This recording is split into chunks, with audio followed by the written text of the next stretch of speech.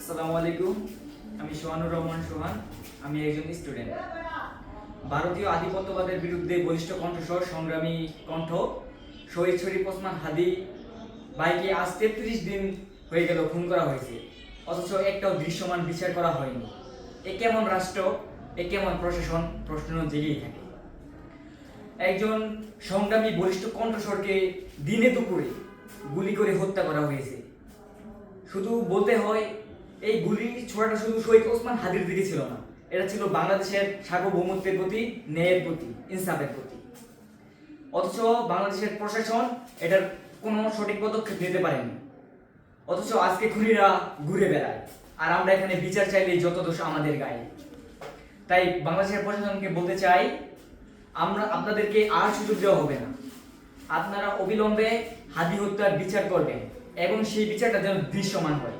আবারও স্পষ্ট করে বলতে চাই, আমরা হাদি হত্যার বিচার চাই এবং এটা করতেই হবে, করতেই হবে, করতেই হবে।